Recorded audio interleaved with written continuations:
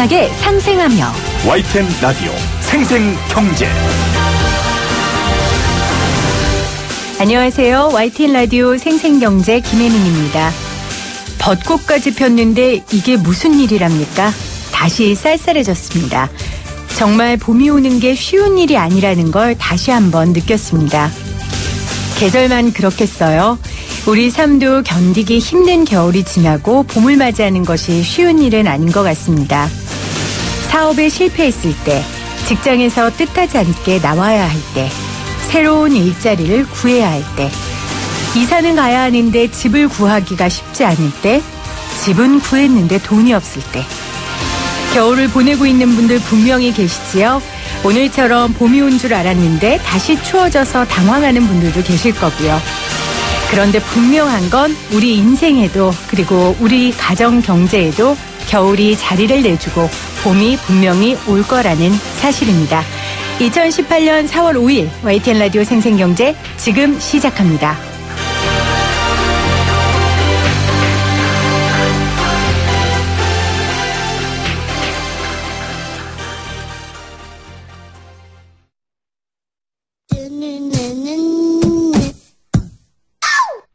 유쾌 통쾌 상쾌한 혜민 PD와 경제 이야기 함께 나눠요.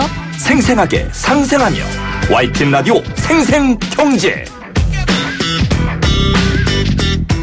오늘 가장 뜨거운 경제 뉴스를 제일 생생하게 전해드리는 시간입니다. 여러분 엘리엇이라고 들어보셨어요? 저는 무슨 미국 고전 소설에 등장하는 남자 주인공 이름인 줄 알았습니다. 그런데 이 엘리엇이라는 기업이 우리나라 기업에게는 굉장히 악명 높더라고요. 2015년에는 삼성그룹을 겨냥했던 엘리엇이 이번에는 현대차를 겨누고 있답니다. 싱가포르 국립대학교 신장섭 교수와 함께 이야기 나눠보도록 하겠습니다. 교수님 안녕하세요. 네, 안녕하세요. 거기 싱가포르는 지금 몇 시인가요? 1시간 차이 나죠. 1시간 차이군요. 네. 교수님, 엘리엇 저격수라고 불리시더라고요. 왜 이런 어마무시한 별명을 얻게 되셨는지가 궁금합니다. 2015년에 엘리엇이 삼성물산과 제일모직의 합병 때 개입을 했는데 네. 그 당시까지만 해도 엘리엇이 어떤 헤지펀드인지 국내에서 잘 몰랐어요. 네. 그래서 제가 그것을 국내에 처음 어떠한 펀드다라는 것을 제가 소개를 처음 하게 됐고, 그 당시에 또 제가 방학 때라서 또 적극적으로 나서서 엘리엇이 마치 자기네들이 정의의 사도인 양 네. 한국 경제를 고쳐주겠다는 나서는데, 그 사람들이 과거의 한 행태를 봤을 때는 절대로 그런 자격이 못 되는 사람들이다. 네네. 그런 얘기를 이제 하다 보니까 어떻게 그런 별명을 얻게 됐습니다. 네. 제가 앞서 고백했지만 저는 엘리엇이 무슨 미국 고전소설 남자 주인공 이름인 줄 알았다니까요. 이런 저 같은 사람한테 교수님께서 엘리엇의 실체에 대해서 말씀해 주셨는데 앞에 헤지펀드라는 말씀을 하셨어요. 헤지펀드에 대해서 좀 짧게 설명해 주시고 엘리엇이 도대체 뭐 하는 회사인지 설명을 한 번 더 부탁드립니다. 예, 헤지펀드들은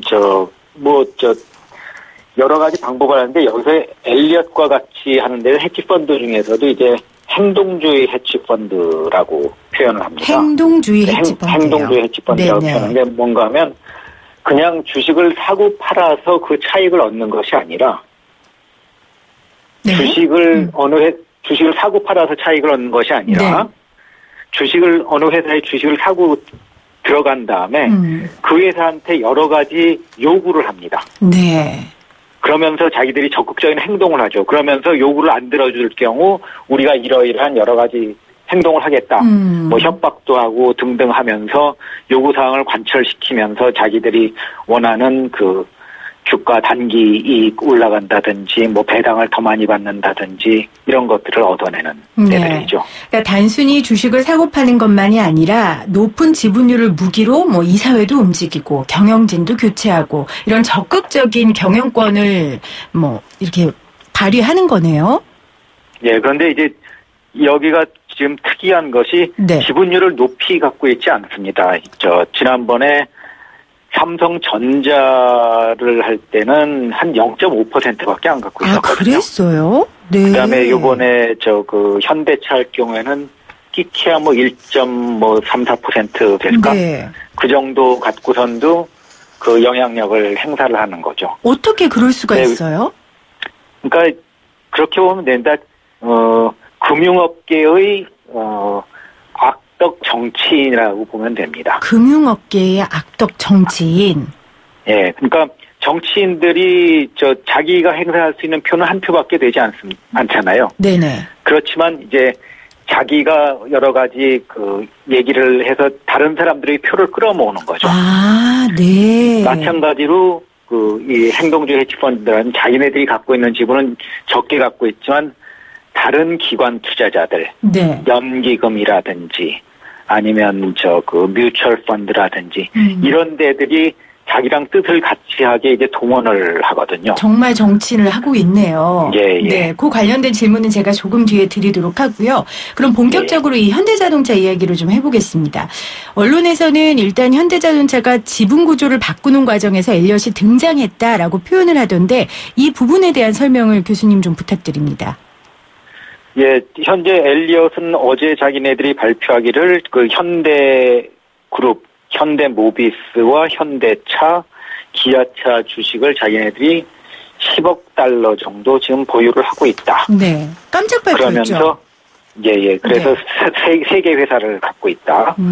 그래서 지금 현대그룹의 기업 지배 구조 관련에 대해서 어떻게 하는지 자기네들이 쳐다보고 자기네들과 협의를 해나가야 된다라고 이제 지금 1차 포문을 열었습니다. 네. 그런데 이제 제가 보기엔 여러 가지 지금 확실하지 않은 부분들이 있는데 제일 중요한 것이 이 엘리엇이 현대그룹의 주식을 언제 샀느냐가 중요할 것 같습니다. 언제 샀느냐가 중요하다. 네, 그러니까 한 작년 가을 이후 미리 사서 계속 기회를 보고 있다가 지금 그 기업 지배구조 개선 계획이 나오니까 이때 딱 자기네들이 행동을 개시를 한 것인지, 네. 아니면 올 봄에 여러 가지 얘기가 나오고선 막 주가도 움직이고 그랬을 때 최근에 사서 들어와서 요구를 한 것인지에 네. 따라서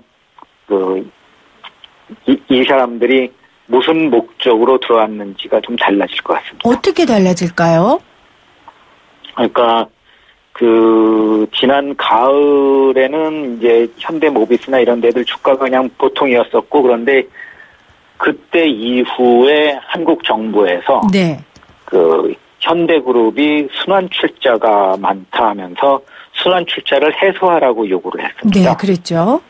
네, 해소를 하게 되고 그다음에 또 굉장히 큰 부분이 뭔가 하면 한국 정부에서 이 엘리엇과 같은 행동주의 펀드들이 한국에 들어와서 좀 당신네들이 적극적으로 일을 해라라고까지 초대장을 보냈어요. 아, 그랬었어요? 예를 들면 김상조 공정거래위원장은 원래 원래 이 사람도 행동주의자 출신입니다. 네네. 그래서 어느 정도까지 기자회견을 통해서 블룸버그라고 외신과 기자회견을 네네. 하면서 한국에서 행동주의 펀드들이 적극적이지 않은 것은 창피한 일이다. 한국 와서 적극적으로 좀 해서 한국 재벌들을 좀 개혁하는데 당신네들도 같이 힘을 보태라. 네. 당신들이 그렇게 하면 한국에서 큰 돈을 벌 수 있게 해주겠다고까지 얘기를 했거든요. 그랬군요. 예. 그러니까 이제 이런 한국의 상황을 보는 이런 행동주의 펀드들 입장에서는 한국 정부가 반대하면 한국 정부가 적극적으로 끌어들이니까 이거 굉장히 큰 장이 열리겠구나 네네. 하면서 그때부터 이제 준비를 했을 가능성도 있고. 네, 지난 가을이라면 그렇고요. 예, 봄이라면요. 예. 그다음에 봄의 경우에는 이제 특히 지난번에 현대그룹이 자기네 지배구조 개선 계획을 정부에서 순환출자를 네. 없애라고 하는 것에 따라서 바꾸다 보니까 막 주가가 많이 떨어졌습니다. 네네. 그죠. 그러니까 이제 주가가 떨어졌을 때 이제 그런 얘기를 하면서 이제 주가를 올려갖고선 그 다음에 차익을 먹고 가겠다고 하는 것일 수도 있고요. 네네. 그러니까 이 주식의 매입 시점에 따라서 도대체 무슨 목적을 갖고 하는 건지 좀 네. 많이 달라질 것 같습니다. 그 교수님의 말씀에 따르면 정부가 좀 키우면이 없지 않다 이렇게 되는데 사실 이런 분석을 하시는 언론은 제가 그 말씀하시는 학자는 잘 못 본 것 같은데. 그러니까 예. 굉장히 이런 부분에서 그러니까 국내에 계신 학자들이나 뭐 네. 언론도 포함해서 한국의 재벌을 비판하는 것은 너무 쉽게 합니다. 제가 보기엔 틀린 것 같고서도 굉장히 많이 비판하는데 네. 이런 해치펀드라든지 외국 금융기관들이 잘못하는 것에 비판하는 분들이 굉장히 적어요. 그다음에 지금은 그런 것들에 대해서 또 그 정부가 어떤 중간에서 이제 스탠스를 잡고선 하는 것에 따라 정부에 대해서 제대로 비판하는 분들도 지금 굉장히 적은 것 같습니다. 그렇군요. 또 그런 교수님의 주장도 좀 눈여겨서 엘리엇의 그 행보를 앞으로 봐야 될 것 같고요. 그러면 지금 엘리엇이 구체적으로 현대 자동차에게 요구하는 것이 어떤 건가요? 그러니까 아직 요구사항은 안 밝혔습니다. 안 밝혔고 이제 추상적인 이야기들인 거죠? 네. 현대에서 밝힌 것이 자기네들이 뭘 쳐다보겠다고 그랬냐면 오너들한테 지나치게 유리한 것이 아닌지를 쳐다보겠다고 그랬거든요. 네. 그러면 교수님께서 예상하시기에는 어떤 걸 요구했을 거라고 보세요? 아직 구체적으로 안 나왔지만. 네, 그래서 저도 궁금해서 좀 쳐다보고 있는 중입니다. 네, 꼭. 그런데 근데 제가 보기에는 이런 부분일 것 같아요. 그러니까 현대그룹에서 발표한 내용은 전체 핵심적인 그룹의 핵심 지주회사 역할을 현대 글로비스가 하게 돼 있거든요. 네. 그런데 엘리엇은 글로비스의 주식은 안 갖고 있습니다. 네. 현대 모비스와 현대차, 기아차를 갖고 있으니까 글로비스 쪽으로 너무 많이 가지 않게 하고 자기네들이 갖고 있는 네네. 모비스, 현대차, 기아차 쪽의 주가를 올리는 쪽으로 당신네들이 해야 된다라는 네. 압력을 지금 일단 은근히 넣는 것이 아닌가 하는 거고 구체적인 내용은 좀 더 지켜봐야 될 것 같습니다. 교수님이 앞서 말씀도 하셨지만 어찌됐건 절대적으로 가지고 있는 퍼센테이지는 그렇게 크지 않잖아요.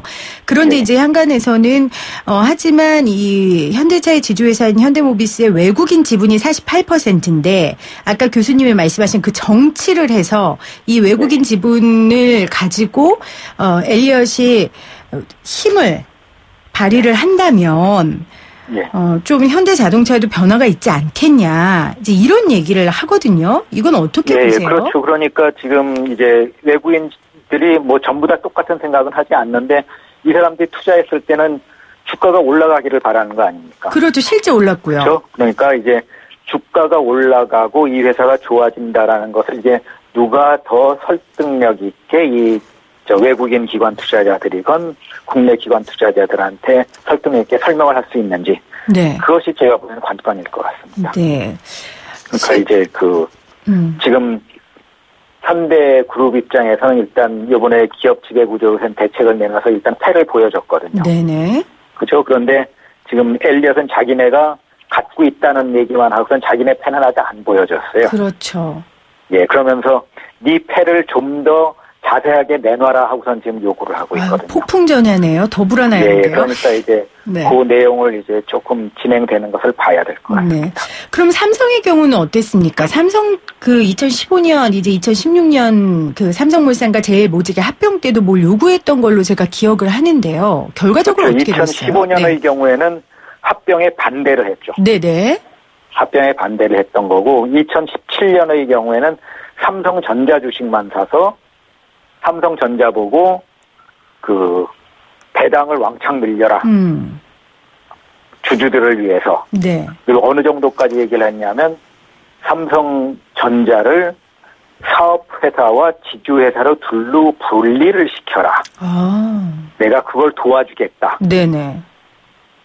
그것이 그러면서 분리를 시키는 조건으로 30조 원 특별 배당을 하라라고까지 그때 요구를 했거든요. 얼마 갖고 있지 않은 주식으로요?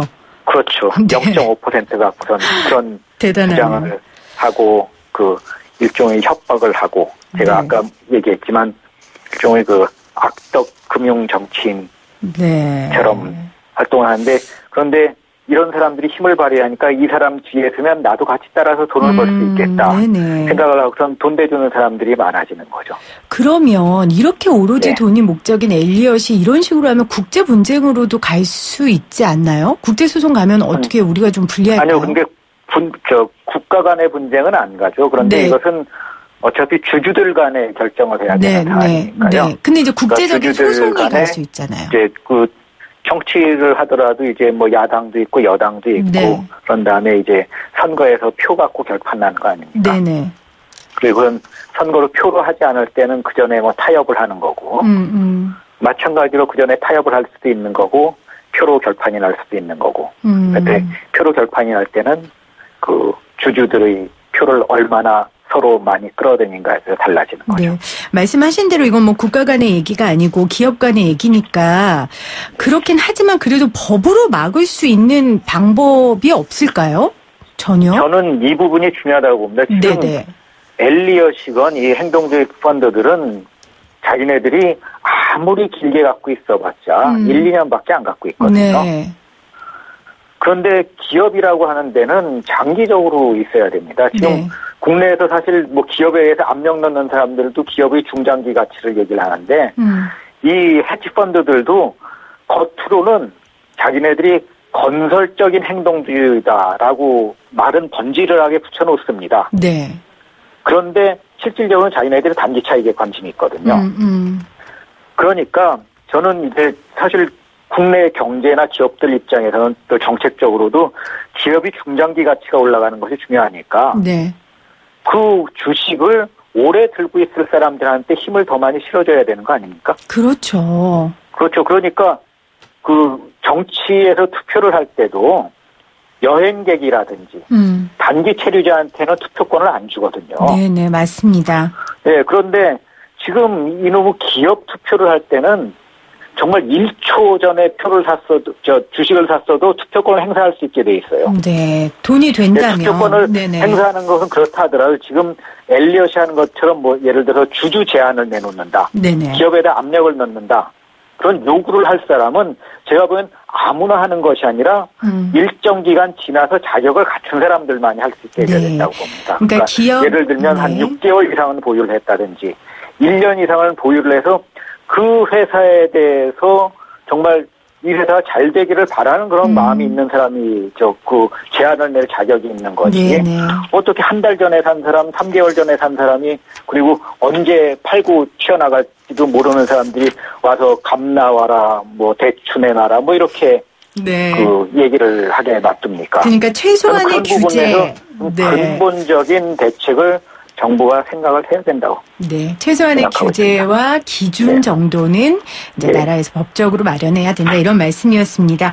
싱가포르 국립대학교 신장섭 교수님과 이야기 나눴습니다. 교수님 오늘 말씀 고맙습니다. 예, 고맙습니다. YTN 라디오 생생경제에서 여러분께 드리는 선물입니다. 밀리의 서재에서 전자책을 자유롭게 읽을 수 있는 3개월 무료 이용권을 드립니다. 나도 읽고 싶다. 100% 영민권 1:1 프리미엄 화상영어 클라소에서 1개월 이용권. 나도 공부하고 싶다. 도심 속 꿈의 놀이터 일산 원마운트에서 워터파크와 스노우파크 이용권. 나도 가고 싶다. 세상의 모든 딸들을 위하여 유해 성분 없는 친환경 립스틱 립 올마이티 율립. 유해 성분 없는 순하고 순한 보습크림 아이스크림 크림. 나도 쓰고 싶다. 늘 보내드립니다.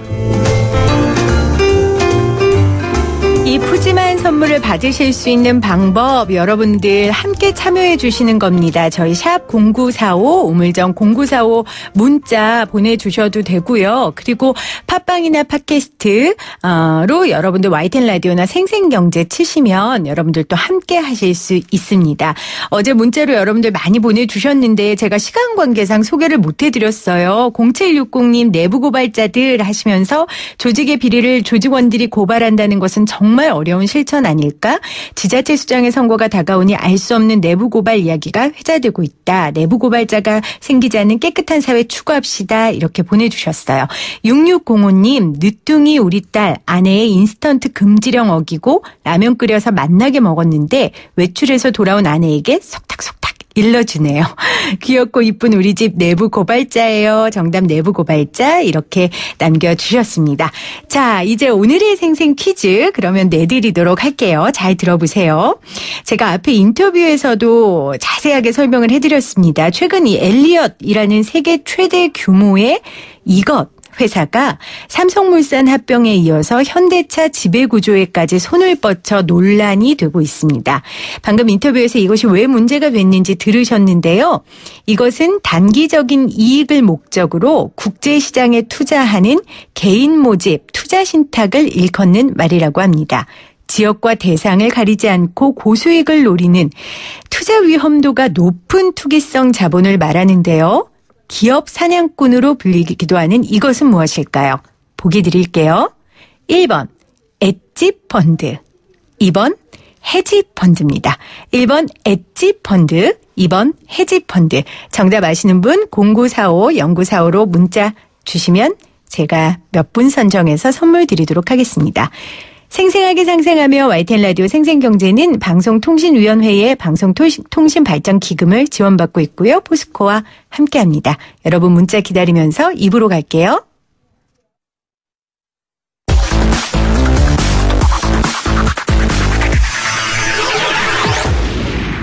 생생하게 상생하며 YTN 라디오 생생경제. 돈은 잘 쓰는 거다. 생생하게 돈 쓰는 법. 대한민국 어떤 경제 프로에서도 들으실 수 없는 코너입니다. 돈 잘 버는 법이 아니고요. 돈 잘 쓰는 법을 알려드립니다. 첫 번째 시간 함께해 주실 분 모셨습니다. 빨간색 레인코트인가요? 그냥 저기 바바리입니까? 네, 프렌드. 네네. CNI 소비자연구소 조윤미 대표님 나오셨어요. 안녕하세요. 네, 안녕하세요. 반갑습니다. 네, 반갑습니다, 대표님. 네. 저희 작가님이 대표님 네. 오신다고 하면서 두 분이서 아주 잘 맞을 거라고. 네. 수다 잘 떠시면 된다고 그렇게 얘기해 주시더라고요. 여기 수다 따면 되는 자리군요. 그럼요. 오늘 돈 쓰는 법. 네. 이거 같이 수다 따면 주제는 굉장히 어려운 주제예요, 사실은. 그래요? 네네. 저는 세상에서 제일 쉬운 게 돈 쓰는 거던데요. 이 돈 쓰는 거 쉽지 않습니다. 그래요? 네네. 돈을 잘 쓰는 게 쉽지 않을 것 같은데요. 오늘 그 이야기 한번 해보도록 네네. 하겠습니다. 제 회사에서도 집에서도 제가 소비의 아이콘이에요. 네네. 우리 아이들은 택배 아저씨가 산타크로스 할아버지인 줄 알아요. 산타 할아버지가 크리스마스 네. 때만 오는 게 아니고 네. 매일 오는 걸로 그렇게 네. 알고 있는데, 그래서 죄책감 많은 인생을 살아왔는데 대표님은 어떠세요?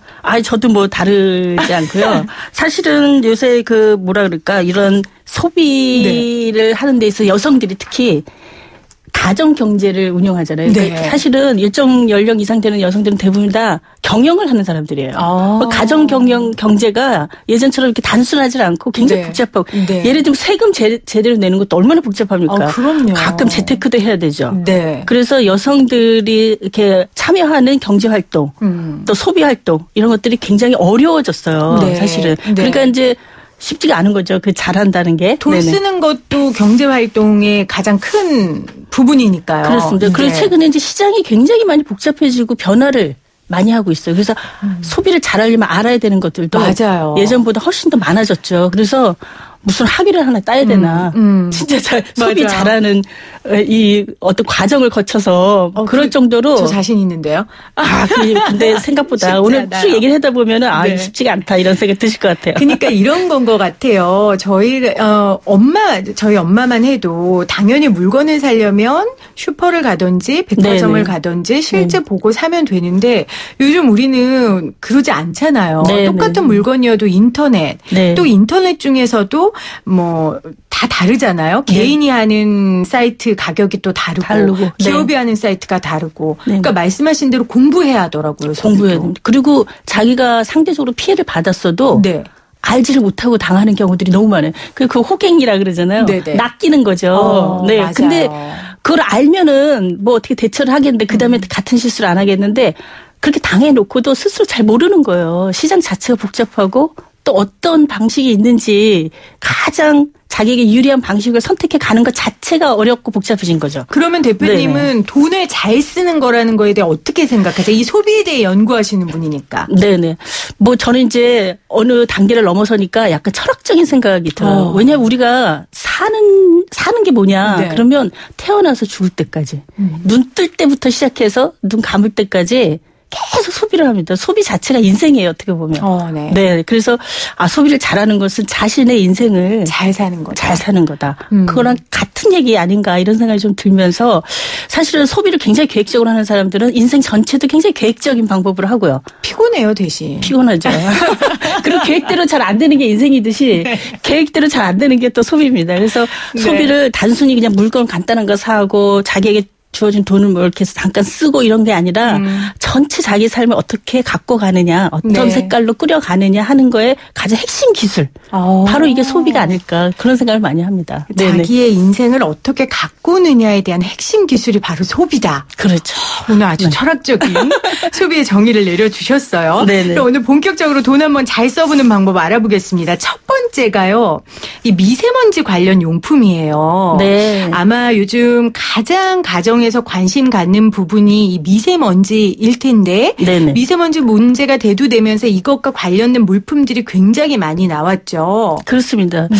이 미세먼지가 지금 이제 세계보건기구라고 있어요. WHO. 네. 거기에 이제 그에서 그 정의한 1급 발암물질입니다. 1급 발암물질. 네. 거기다 네. 지금 문제가 되는 거는 미세먼지도 크기가 좀 있어요. 그래서 이제 예전에 우리가 주로 관리했던 거는 PM10, 10이라고 해가지고 좀 크기가 좀 커서 네. 이렇게 그거를 주로 부유먼지 이렇게 얘기하는데 우리가 보면 뿌옇고 이렇게 뭔가 떠다니는 느낌 이런 게 한 PM10 정도 되는 사이즈입니다. 그런데 네. 진짜 최근에 문제되는 거는 그보다 직경이 훨씬 작은 거. 그러니까 코에서도 걸러지지 않고. 예, 그래서 그걸 PM2.5 그다음에 PM1.0 네. 이렇게 치수화해서 이렇게 얘기를 하는데 이렇게 점점 작은 사이즈가 되기 때문에 걸러지지가 않고 몸에 그냥 들어오게 되는 거죠. 그러니까 어떻게든 이걸 막아야 되는데 들어오는 것 자체를 발암물질이 1급 발암물질 그대로 들어오는 거잖아요. 우리가 음식, 식품 같은 데 발암물질이 있어도 굉장히 화들짝 놀라는데 그러게요. 호흡기를 통해서 들어오는 건 훨씬 더 심각하거든요. 네. 그래서 이런저런 이제 하는데 정부 대책이 나오는데 뭐 저기 대중교통을 어떻게 합시다. 무슨 에너지를 전환합시다. 근데 이게 또 중국 영향도 있고. 근데 당장 우리는 미세먼지 마시는데. 당장 마셔야 돼. 오늘 나가면 당장 마셔야 되고 이렇게 되는 거니까. 언제 중국 문제 해결하고. 네, 그러니까 이제 이 소비자들이 국민들이 스스로 일단 내 몸부터 보호해야 되겠다. 네. 그러니까 이제 자기를 보호하는 물품들이 막 나오는 거죠. 그리고 그거에 대한 소비가 좀 늘어나고 있는데요. 네, 어떤 물건들이 있어요? 아주 재미난 게 요새 많이 나오고 있습니다. 우선은 이제 마스크. 마스크. 네. 그다음에 이제 뭐 공기청정기 이런 것도 기본적으로 우리가 해왔던 거고요. 또 노스크라고 있습니다. 일단 설명을 좀 더 드릴게요. 네. 휴대용 산소캔.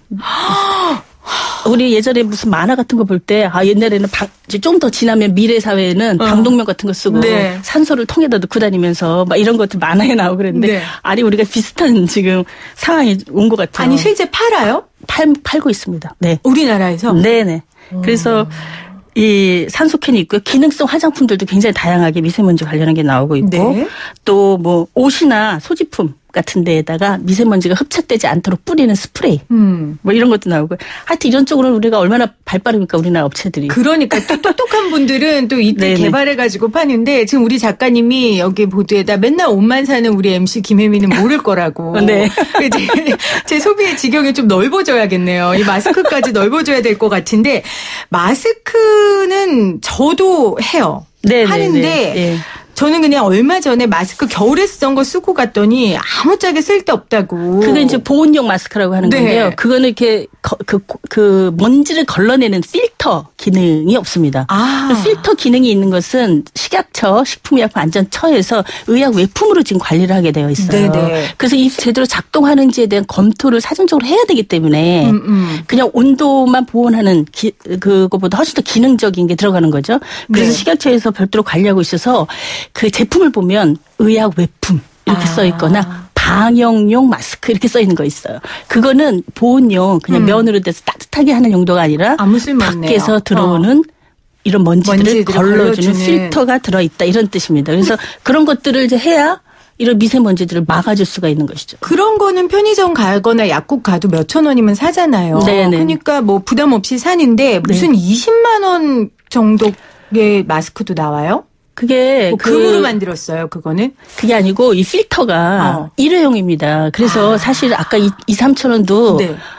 하나의 제품만 놓고 보면은 뭐 그 정도 한두 번 살 수 있지라고 생각하는데 봄철 되면은 보통 굉장히 오랜 기간 동안 네. 미세먼지가 계속 오니까 네. 여러 번 사야 되거든요. 아, 그거 일회용이에요? 한 번 쓰고 세탁하잖아요. 네. 그러면은 그 기능이 없어져 버립니다. 저는 그거 주고 당장 쓰고 다녔는데. 보온용 그렇게 써도 되는데 네. 미세먼지를 일회용. 걸르는 용. 필터는 물에 들어가면 망가져 버려요. 네. 그 소용이 없어져 버립니다. 그러니까 이게 일회용이니까 일회용 되는 거를 2,000원, 3,000원 비싸네요. 그렇게 따지면. 그래서 저소득층 같은 경우에는 그 가격 부담 때문에 그렇겠네요. 네, 이거 못 쓴다 이렇게 얘기하고 있고 실제로 저희가 이제 소비자 설문조사를 해보니까 네. 70%가 가격 부담 너무 세다 이렇게 얘기하고 있고요. 그래서 그나마 이제 지금 코리아 필터라서 KF라고 하는 거를 마스크에 표시라도 돼 있어요. 그게 네. 어느 정도를 걸러내느냐를 이제 치수한 겁니다. 그게 그래서 그 수치를 보고 이거는 어느 정도 강력한 거구나라고 하는 걸 판단하는데 보통 KF 80짜리가 있고 네. 94짜리가 있고 99짜리가 있어요. 네. 이게 수치가 높아질수록 더 많은 것을 밖에 들어오는 것을 막아준다. 99% 막아준다 이런 뜻입니다. 근데 보통 일상적인 생활에서는 KF 80 정도로도 충분해요. 그럼 네. 0.6 마이크로미터의 직경의 미세먼지를 80% 이상 걸러준다 이런 뜻입니다. 그러니까 그 정도면 일상생활에서 가능하기 때문에 네. 이게 좀 저렴합니다. 이게 네. 1,500원대. 그다음에 근데 KF 일회용입니다. 네. 저처럼 계속 쓰시면 안 돼요. 그렇죠. 네. KF 99는 훨씬 더 이게 치밀해가지고 99% 걸러준다는 얘기니까 이게 더 비싸고요. 아까 말씀드린 정말 20만 원짜리 이런 거는 네. 이 필터만 교체하고 교체해서 반복적으로 쓸 수 있는 거. 왜냐하면 사람들이 계속 일회용으로 쓰니까 너무 아까운 거예요. 그러니까 차라리 좀 비용을 들여서 사놓고 계속. 문제가 있을 때마다 필터만 교체해서 쓰는 이런 제품들이 이제 프리미엄급 제품으로 최근에 나오고 있고 그거는 이제 뭐 몇만 원에서 몇십만 원까지 네. 그렇게 가는 겁니다. 이런 물건들 계속 나오겠네요. 계속 나오죠. 네. 네네. 그러면 아까 전에 노스크 이야기 해주셨는데 네네. 노스크는 뭡니까? 노스크는 이게 이제 최근에 이제 미세먼지 이슈가 되면서 나오기 시작하는데 코에 이렇게 양쪽 코에 그 필터를 넣어가지고 막아주는 거예요. 별로 안 하고 싶은데요. 네. 저도 사실은 이제 제품은 봤는데 네. 직접 이거 해볼 생각은 안 들더라고요. 밖에 이렇게 코 밖으로 약간 보여요? 이렇게 끈 같은 게 이렇게 보이는데 티는 많이 안 납니다. 근데 여성들이 좋아해요. 왜냐하면 마스크는 화장을 보통 하잖아요. 여성들이. 네. 그 앞에다 마스크를 턱하니 해놓으면 메이크업 다 묻죠. 지워지죠. 이러니까. 네. 근데 얘는 코만 딱 막으면 되니까. 그거를 이제 그 여성들이 좋아할 수 있는 그럼 나중에는 그 밖으로 보이는 끈을 뭐 이렇게 약간 코링처럼 금색으로 한다든지 꽃 모양으로 한다든지 그런 뭐 이런 조만간 나올 것 같아요. 제가 개발할까 봐요. 그거. 그래서 그게 보통 이제 한 20개에서 25개를 네. 이렇게 통으로 해서 줍니다. 그러면은 한 3만 원 정도 해요. 네, 그러니까 얘도 한 번 넣고 나면은 세척해서 쓸 수 있다고는 하는데 코에 한 번 들어갔던 걸 다시 그렇죠. 쓰긴 좀 네, 그러니까 네. 계속 이제 교체해가면서 쓰게 되니까요. 네. 그렇게 해서 하는데 이런 경우에 좀 도움이 될 수 있어요. 하루 종일 야외 활동을 해야 된다든지 뭐 이런 경우에는 네, 좀 도움이 될 수도 있는데 뭐 모양으로나 여러 가지. 그런데 최근에 하여튼 소비는 굉장히 늘어나고 있습니다. 그러게요. 네, 여성들이 많이 선택하고 있어요. 제가 아까 그 휴대용 산소캔을 누가 사요 했는데 11번가에서 집계한 결과를 살펴보면 지난달 21일부터 27일까지 휴대용 산소캔 판매량이 전년 대비 784% 급증. 네. 휴대용 산소캔이 캐나다 로키 산맥의 맑은 공기를 캔에 압축 주입해서 2-3초 간격으로 사용하는 제품이라고 하네요. 그렇습니다. 그래서 이렇게 환자들이 쓰는 마스크처럼 네. 코하고 이 전체를 다 막으면서 앞에 이렇게 부탄가스 같이 생긴 캔이 달라붙어 있어서 탁 대고 호흡을 하는데 뭐 이용하신 분들은 머리도 맑아지는 것 같다. 좋은 공기가 들어오니까 또 폐도 깨끗해지는 것 같다. 뭐 이런 얘기를 하는데요. 문제는 이 기능성에 대한 것들을 정확하게 관리하는 부처가 아직 명확하지가 않습니다. 그래서 그 안에 뭐 공기가 들어있다는데 누가 검증해 본 것도 없고 그러니까 잠깐의 도움을 받는 정말 공기가 안 좋은데 네네. 가야 된다든지 할 때 도움을 받는 정도지 네. 전적으로 여기에 의존하거나 뭐 도움을 받거나 그런 것들은 조금 더 이 제품에 대한 관리 체계가 마련된 이후에 해야 되겠다. 그렇네요. 예. 이게 제도적인 것도 같이 가야 되겠네요. 네네, 그렇습니다. 제가 이거 뭐 코에 넣는 거, 입에 대는 거 그 장면을 생각하니까 너무 우스워서 사실 웃음이 나오는데 사실 이게 웃을 일이 아닌 게 네네. 사실 너무 서러운 일이에요. 그렇죠. 네. 저는 제가 지금 30대 후반인데 어떤 생각을 하냐면 이렇게 막 바깥을 자유롭게 뛰어놀았던 세대는 우리가 마지막인가 보다. 네. 우리 아이들은 마스크하고 진짜 캔 두르고 너무 슬픈 일이에요. 그러니까 만화책에 나오는 것처럼. 네. 그래서 지금 사실은 장기적인 뭐 효과가 나타날 수밖에 없는 대책들을 정부가 내놓고 있어서 당장은 답답하지만 우리 다음 세대를 생각하면 지금부터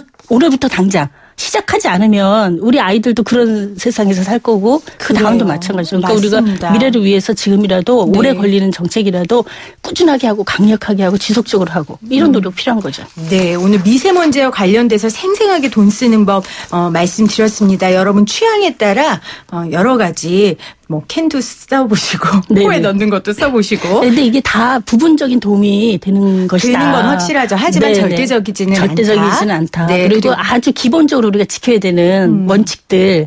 예를 들면은 뭐 수분을 충분히 섭취한다든지 그렇죠. 또는 야외 활동을 굉장히 미세먼지 심할 때는 자제한다든지 그다음에 세척 그러니까 위생적인 거 있잖아요. 손 씻기. 네. 뭐 이런 아주 것들 중요해요. 열심히 하는 거 이런 것들을 정확하게 잘 지키는 것이 이런 제품들보다 훨씬 더 도움이 되는 일이에요, 사실은. 맞습니다. 네, 그래서 원칙적인 거, 기본적인 거를 하시고 그리고 정말 도움이 필요할 때 이제 조금씩 써보시는 거 네, 좋을 것 같습니다. 네. 네네. 오늘 생생하게 돈 쓰는 법 CNI 연구소 조유미 대표와 함께하고 있는데요. 저희가 두 번째 주제로 좀 넘어가 볼게요. 이름하여 20, 30대 내 아들의 장바구니가 궁금하다.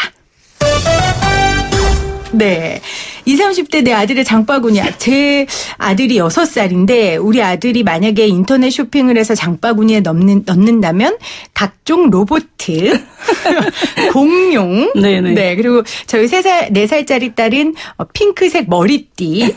네. 그 다음에 공주 치마. 뭐 이런 게 들어가 있지 않을까 싶어요. 네네. 그런데 도대체 20, 30대 우리 아들들은 장바구니에 뭘 넣어놓을까요? 저도 참 궁금한데요. 네. 그래서 이거 준비하면서도 이것저것 여러 가지 이제 좀 봤어요. 네. 근데 재밌는 게 많더라고요. 그래서 지금 청년들이 사시는 수입이 굉장히 맞아요. 적지 않습니까? 그래서 주머니가 얇아요. 네네. 그런데 소비 욕구는 있습니다. 소비라고 하는 것이 단순히 어떤 게 필요해 있어 사는 것도 있지만 자신의 삶의 어떤 내용들을 채워가는 즐거움도 있는 거거든요. 그럼요. 그래서 그런 것들을 주머니는 얇은데 뭔가를 하고 싶은 이런 게 이제 20, 30대 또 특히 이제 이 청년들 남성들에게 있어서 이제 뭘 할까 이런 건데 그래서 탕진잼이라는 말이 있어요. 탕진잼. 네. 이게 뭐냐면 이게 이제 20, 30대 아주 독특한 소비 행태라 그래요. 네. 경제 사정이 좋지 않은데 뭔가는 쓰고 싶고 그래서 아주 소액 예를 들어 10,000원 들고 가서 뭐 꼭 필요하다고 얘기하기는 어렵지만 소소한 값싼 것들을 아주 멋있게 탕진해 가면서 10,000원대로 재미를 느끼는 10,000원으로요? 10,000원으로. 예를 들면 이제 아주 좀 저렴한 제품들을 잔뜩 모아서 파는 그 판매점 이런 데 있지 않습니까? 네. 그런 데 가가지고 딱 10,000원 뭐 15,000원 딱 들고 가서 거기 보면 1,000원짜리. 그렇죠. 2,000원짜리 이런 거 굉장히 많고. 그리고 쓸데없는 물건. 네. 그런데 사면서 스트레스를 푸는 거죠. 푸는 거. 네. 그런 것들의 소비들이 굉장히 많아지고 그거를 우리가 탕진잼, 탕진 플러스 재미.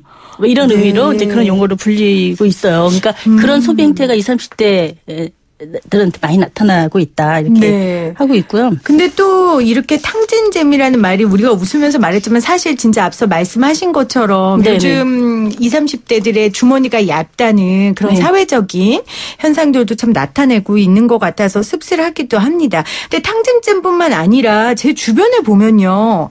뭐 제가 보기에 너무 쓸데없는 거 무슨 20, 30대 남자들인데 장난감. 네. 근데 30대의 유부남이 장난감을 사는데 자기를 위해서 사는 게 아니래요. 아이를 위해 사는 거래요. 근데 아이는 관심 없어요. 그 장난감에. 그리고 아이가 가지고 놀다 그 장난감 부시면 난리 나요. 근데 아이를 위해서 샀다 그러고 사는데. 그래서 이제 여성들은 보통 여성들이 집착하는 특정한 물건들이 있잖아요. 뭐 화장품이라든가 의류라든가 가방, 구두. 네, 구두 이런 건데 남성들이 의외로 이런 우리가 보기에 여성들이 보기에는 굉장히 막 쓸데없는 것 같은 그런 거에 굉장히 집착하고 거기에 사실은 의외로 비용을 많이 쓰는 그런 네. 경우들이 굉장히 많은 것 같아요. 그래서 집착하는 물건들을 좀 보니까 최근에 나타난 대표적인 게 초고가 휴대폰. 초고가 휴대폰. 100만 원 이상 되는 예, 초고가 휴대폰. 네. 이 소비가 20, 30대 남성에서 당연코 높습니다. 50% 이상. 그러니까 초고가 휴대폰 소비자의 50% 이상이 20, 30대 남성들이에요. 아, 네. 그래요? 네. 그래서 굉장히 그게 많고. 네. 그 예전에는 뭐 남성들은 시계, 운동화 이런 거 많이 사는데 네. 운동화는 좀 20대 초반. 20대 이때 네. 좀 집중해가지고 소비하고 관심 갖고 이런 게 많은 것 같고 시계 네. 같은 거는 약간 나이가 어느 정도 먹었을 때 한 30대 중후반 넘어갔을 때 네. 예, 그때 많이 하는 것 같고요. 최근에 이제 이런 휴대폰이라든가 가전 있잖아요. 가전 제품. 예전에는 가전 제품의 소비자들이 대부분 다 여성이었는데 맞아요. 지금은 예전 한 10%대였다면 남성들이 지금 거의 한 25% 30%까지 소비층으로 올라와 있어요. 맞아요. 저희 네. 집도 그래요. 가전제품 집안 살림 사는 게 제가 아니라 네네. 이제 저희 신랑이 네네. 사거든요. 그게 이제 제 생각에는 그 AI 같은 인공지능 같은 게 가전에 결합이 네. 되면서 가전 제품이 부엌용 살림 제품이 아니라 그 가정 안에서 이런저런 여러 가지 문화적인 것들을 엮어주는 새로운 기술이 접목된 이런 제품으로서의 이미지들이 강해지면서 그게 남자들한테 굉장히 소구력이 있는 거군요. 그래서 매력적인 20, 30대 그 남성들의 소비가 가전 제품에서 또 확 두드러지게 최근에 증가하고 있는 그럴 수 이런 있겠네요. 양상 보이고 있습니다. 네. 그러니까 저는 그 청소기는 그냥 깨끗이 해주면 되고 텔레비전은 네. 그냥 텔레비전만 보여주면 되는데 네네. 너무 기능들이 복잡해지는데 그게 남자들에게 굉장히 매력적이에요.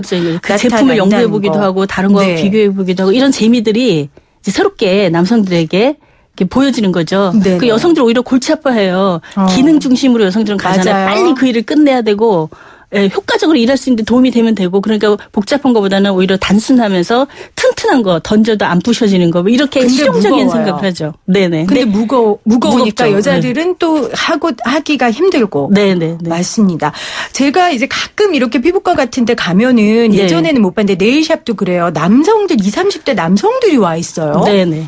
이 구루민족이라고 얘기를 구루민족이요. 하는데요. 네네. 그 뭐냐면은 자신을 가꾸는데 투자하는 걸 아끼지 않는. 그래서 예전에 그 회식이라든가 뭐 유흥이라든가 네. 이런 데 쓰는 비용을는 줄이더라도 경제가 어려워지고 주머니가 박해지니까 그건 줄이더라도 자신을 가꾸고 아름답게 하고 뭐 이런 거에 남성들이 과감하게 돈을 쓰는 것들이 굉장히 늘어나는 거예요.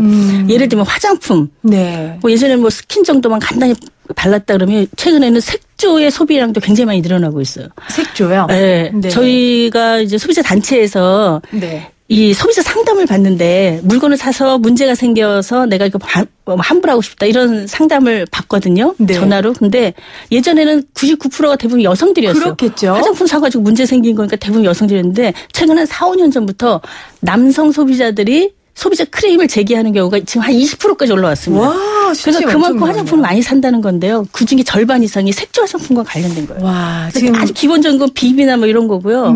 립스틱 같은 거, 헤어 제품 이런 네. 것들도 굉장히 다양하게 실제로 이제 사용하고 있는 거죠. 그쪽의 소비들도 지금 남성들이 굉장히 많이 늘어나고 있습니다. 20, 30대 혹시 아드님 중에서 화장품 갖고 계신다고 어머니들 놀라지 마시고요. 네. 트렌드라고 합니다. 오늘 생생하게 돈 쓰는 법, 미세먼지 아이템, 그리고 20, 30대 우리 아들의 장바구니 이야기 나눠봤습니다. 오늘 재밌었어요. 네, 대표님. 네. 네, 고맙습니다. 네, 감사합니다. 네, 여러분 안녕하세요. 이홍렬입니다. 네, 반갑습니다. 이번에 말이죠. YTN 라디오에 생생경제라는 프로그램을 진행을 맡게 된 김혜민 PD. 네, 진심으로 축하의 말씀드리겠습니다. 김혜민 PD로 말씀드릴 것 같으면 말이죠. 네, 프로그램도 아주 잘 만들고, 그뿐만이 아니라 연예인 능가하는 아주 이쁜 미모도 갖고 있습니다. PD만 하면 됐지. 또 진행을 넘보고 있습니다. 이거 굉장히 불안합니다. 진행을 워낙 잘해가지고. 그러나 말이죠. 네, 경제 문제처럼 우리 삶과 밀접한 게 없지 않습니까? 쉽게 참 즐겁게 잘 풀어주리라 믿습니다. 네, 파이팅! 네, 이용렬 선생님 감사합니다. 제 미모 확인은 저희 홈페이지 들어오시면 하실 수 있습니다. 진짜인지 아닌지 꼭 와서 확인해 주시고요. 많은 분들 문자 보내주셨어요. 4354님 해지펀드죠. 고속버스 승무원입니다. 늘 YTN과 함께합니다. 좋은 경제 공부 잘하고 있어요 하셨고요. 또 5930님 해지펀드입니다. 혜민 PD님 방송 너무 잘 듣고 있어요. 듣고 있으면 왠지 생생해지는 것 같습니다. 이렇게 보내주셨어요.